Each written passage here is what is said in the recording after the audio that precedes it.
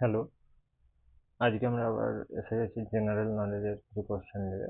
কালকে আমরা 5টা কোশ্চেন আলোচনা করেছিলাম। তো কালকের ক্লাস তোমাদের কেমন লেগেছে তোমরা সবাই বলবে।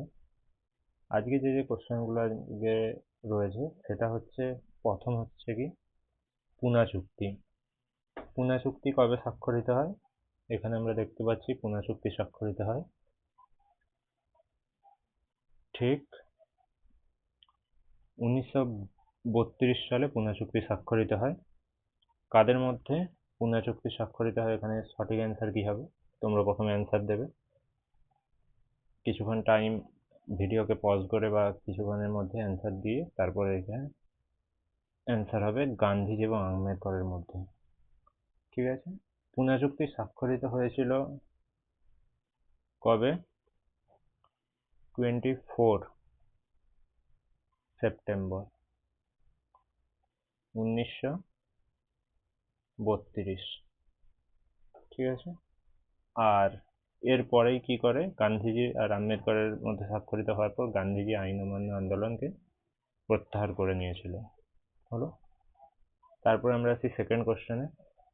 সেকেন্ড কোশ্চেনে কি বলেছে যে ভারতের মূল ভূখণ্ডের সর্বাধিক দক্ষিণের বিন্দু কি? ভারতের মূল ভূখণ্ডের সব থেকে দক্ষিণের বিন্দু হচ্ছে কি? কন্যাকুমারী। কন্যাকুমারী, এখানে কন্যাকুমারী কোথায় অবস্থিত? কন্যাকুমারী আছে তামিলনাড়ুতে। তামিলনাড়ু,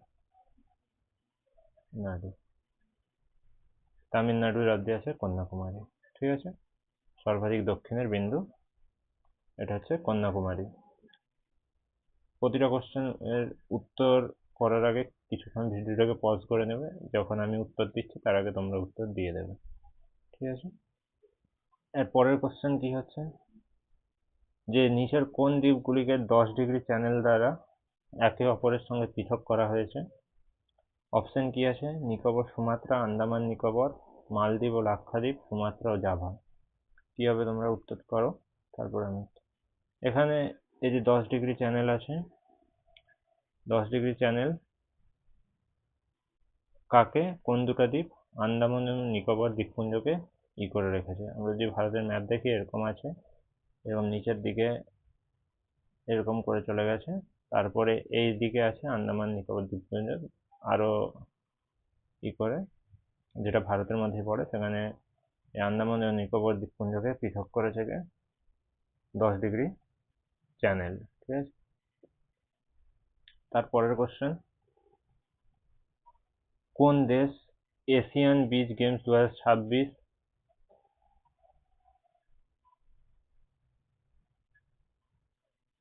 এখানটায় কোশ্চেনটা হচ্ছে কি যে শীর্ষস্থান অর্জন করেছিল? শীর্ষস্থান অর্জন করেছিল। ঠিক আছে, কোন দেশ 2024-এ শীর্ষস্থান অর্জন করেছিল? কোশ্চেনটা হবে এইটা। তো এখানে শীর্ষস্থান অর্জন করেছিল, এটা হচ্ছে চীন। এশিয়ান বিচ গেমস 2026-এ শীর্ষস্থান অর্জন করে চীন। তারপরের কোশ্চেন যেটা রয়েছে যে কার্বন ডাই অক্সাইডকে চুন জলের মধ্য দিয়ে প্রবাহিত করলে গ্যাস অপক্ষিপ্ত হয়। তো এইখানে আমাদেরকে একটু জানতে হবে যে কার্বন ডাই অক্সাইডকে আমরা CO2 বলি,